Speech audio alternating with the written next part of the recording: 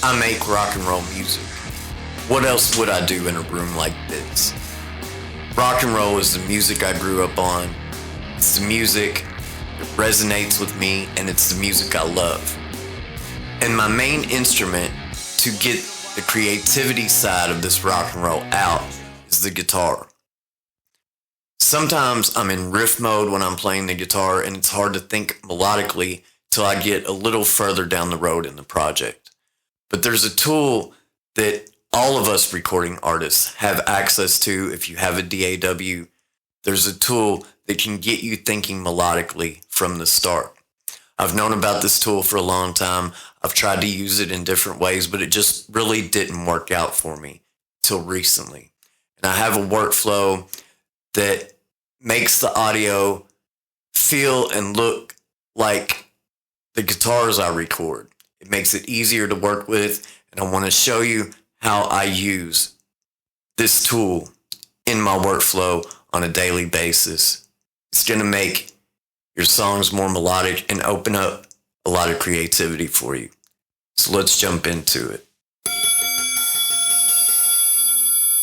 Ladies and gentlemen, welcome to the ring, the #1 contender for best budget yet most prolific piece of studio gear I use on every single song and video, every project I do, weighing in at $100, the Akai APC Key 25 MIDI controller, control surface, MIDI keyboard. This thing does so much for me in my studio. APC stands for Ableton Performance Controller.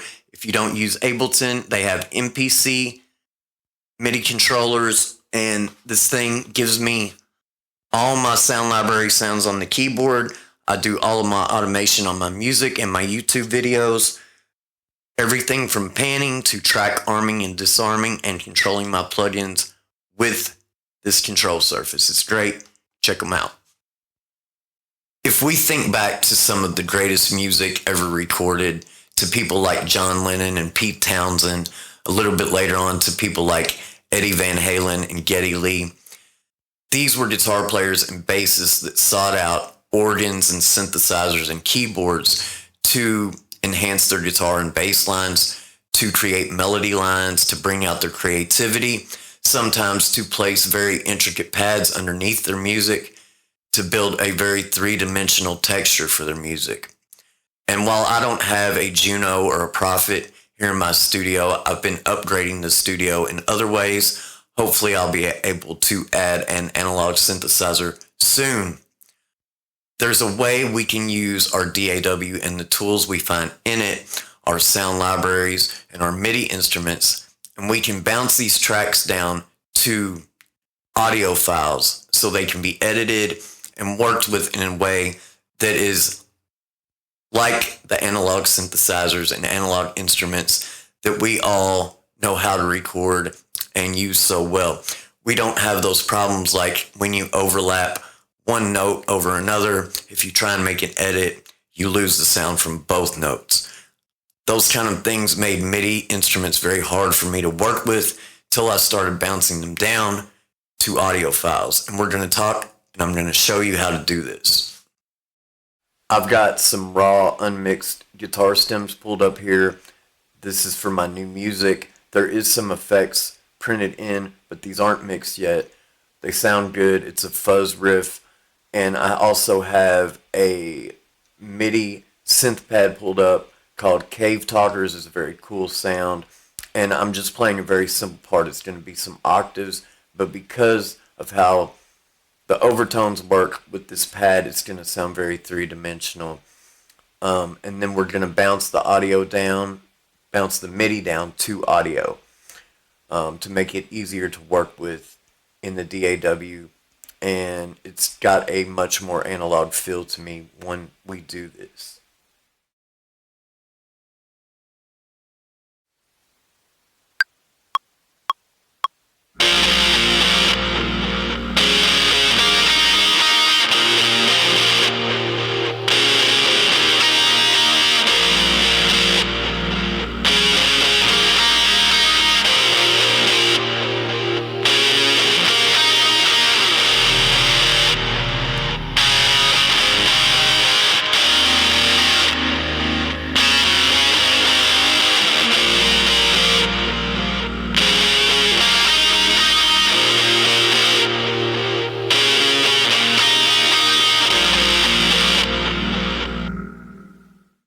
Alright, now that we've captured the MIDI notes, I've set up an audio track with the input coming from that MIDI synth track, and all we have to do is record the MIDI notes onto the audio track. There's another way to do it in Ableton where you just freeze and flatten that MIDI track, but this way, where you actually bounce the track down, feels much more analog and old school, and it has the option of actually automating the parameters as you record into the audio track, which is nice. Working with the MIDI in this way, actually converting it to audio, feels much more analog. It actually sounds better to me. You can edit it much easier and put any plugins on that you want, and everything's just easier to work with. It's a way to work that I know. It's like editing drums or editing guitars, and working with MIDI sometimes feels a little bit disconnected to me. So let's go ahead and capture those MIDI notes onto the audio track.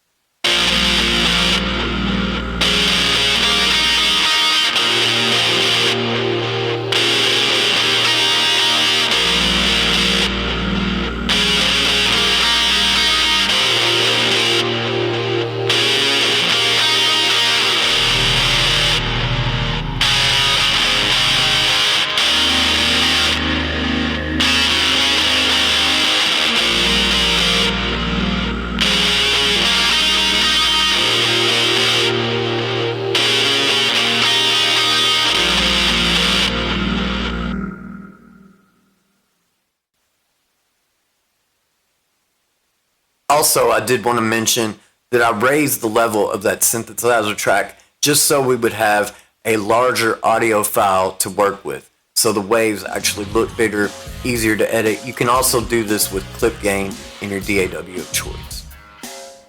If you like music production, like to learn about how to put delay before reverb to pre-delay a signal, or like to learn about how to do parallel compression or how to EQ a kick drum, this is a channel for you. If you like guitar pedal demos, or like to hear new music or find out where to check out some new music, this is a channel for you. I'm in the studio every night making music, learning, trying to be a better instrumentalist and a better audio engineer and a better music producer. I'm just growing right along with you guys. So let's do this together. Hit that like button, watch this video till the end, and then subscribe. Leave me a comment, tell me about your workflow in your studio, tell me about what type of guitar you play and what kind of music you love, and I'll be back real soon with another video. What should the takeaway be from this video? Well, first of all, legends like John Lennon, Eddie Van Halen, and Pete Townsend used organs, synthesizers, and keyboards to bring out another side of their guitar playing in ways that enhance their creativity. But I think even more than that, this video is about experimenting in the studio. So many times in the history of music, great things have come from experimentation. John Lennon was a true master at it. Things like automatic double tracking, backwards tape effects. John created these first with the help of his engineers.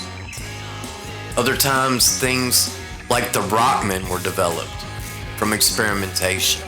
It's not always going to take you someplace sonically amazing, but if you work at it, you'll get something cool. See you next time.